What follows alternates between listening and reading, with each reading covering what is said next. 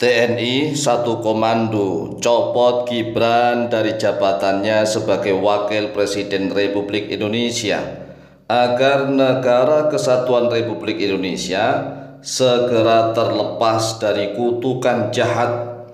Karena konstitusi kita telah dibuat dan disepakati bersama jauh-jauh hari sebelumnya. Namun mengapa ketika ada keinginan nafsu syahwat, kemudian konstitusi yang telah dibuat dan disepakati bersama itu bisa seenaknya dengan mudah diubah-ubah, ditambah-tambahi kalimatnya dengan pengecualian-pengecualian. Jika Indonesia seperti ini terus, maka Indonesia akan selalu mendapatkan kutukan, karena seolah-olah orang-orang di NKRI ini seenaknya membuat kesepakatan, tetapi juga seenaknya kesepakatan itu diubah-ubah dengan sesuai selera nafsunya masing-masing. Seolah-olah di NKRI ini tidak diawasi oleh Tuhan. Seolah-olah di NKRI ini tidak ada campur tangan dari para malaikat. Namun aneh, setelah banyak rakyat yang hidup susah, sengsara, menderita, kemudian mereka barulah berdoa memohon kepada Tuhan, padahal mereka seenaknya saja membuat kesepakatan.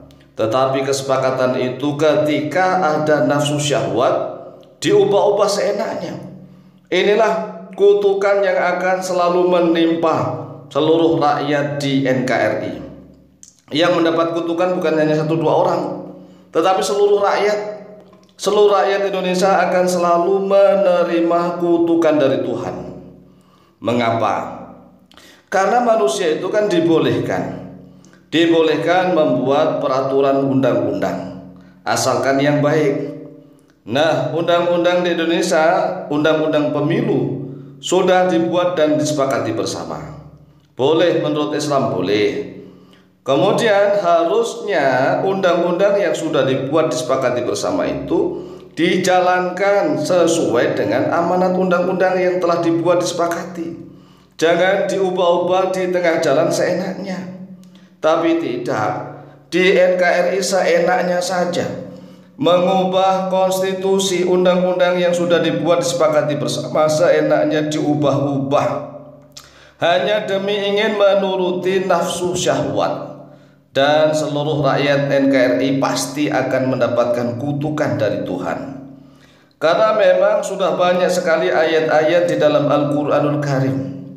Allah Azza wa Jalla telah menegaskan jika manusia itu telah membuat peraturan dan undang-undang yang disepakati bersama, maka hendaklah tunduk dan patuh dijalankan bersama.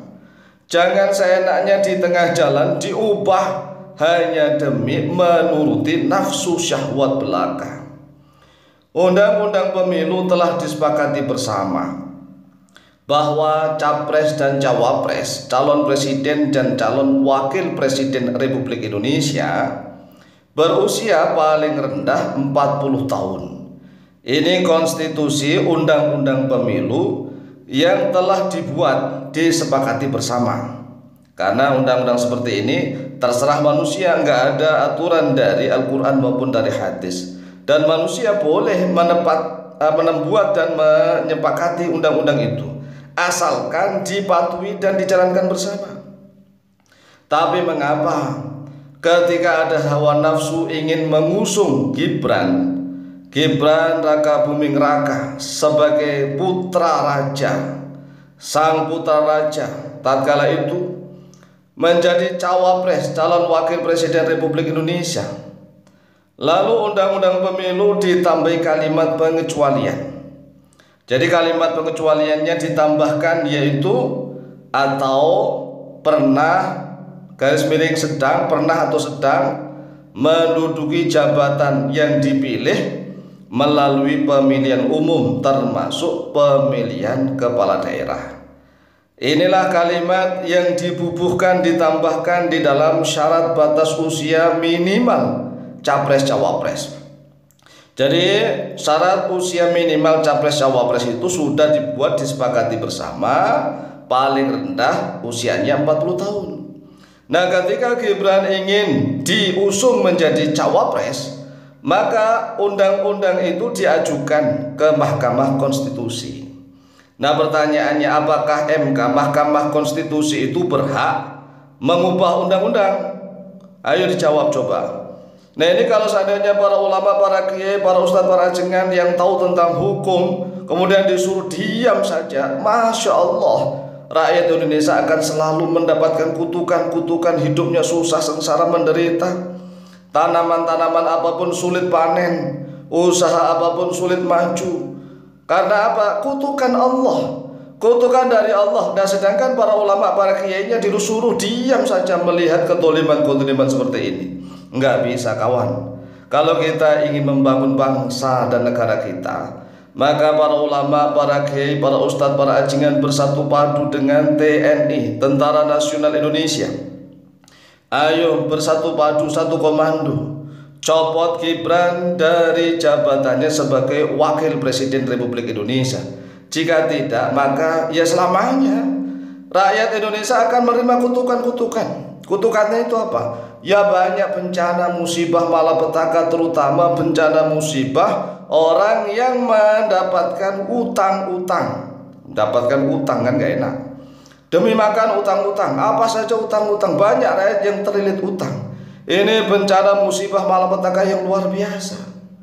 Ya, jika sebelumnya konstitusi telah dibuat dan disepakati bersama, kemudian bisa seenaknya dengan mudah diubah-ubah ketika ada keinginan, ya keinginan nafsu syahwat, ya segelintir orang, sekelompok orang, kemudian rakyat yang bodoh pura-pura nggak tahu. Yang bodoh yang nggak tahu, yang pinter ini yang pura-pura nggak tahu. Jadi rakyat yang bodoh yang nggak tahu dah, yang pinter-pinter ini pura-pura nggak tahu bahwa itu konstitusi lah yang diakal-akalin.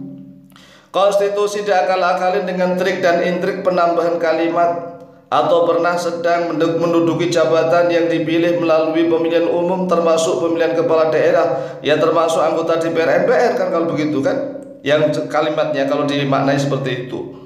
Nah, ini tiba-tiba yang pinter-pinter pura-pura gak tahu, yang bodoh jelas gak tahu. Nah, kami Al-Faqih Alim sebagai orang yang telah dititipi ilmu oleh Allah kemudian disuruh diam saja gak bisa. Jadi tolonglah rakyat Indonesia dan seluruh pejabat Indonesia itu, kalau sudah membuat undang-undang disepakati bersama, ayo dijalankan, dipatuhi bersama. Jangan seenaknya di tengah jalan diubah-ubah. Kalau seperti ini terus, Indonesia akan terlalu kena gelombang badai. Badai gelombang itu selalu akan datang. Oleh sebab itulah, mari kita satu komando. Seluruh purnawirawan Jenderal TNI dan TNI yang masih aktif, hendaklah satu komando, suarakan copot Gibran sebagai Wakil Presiden Republik Indonesia. Demikian, semoga bermanfaat.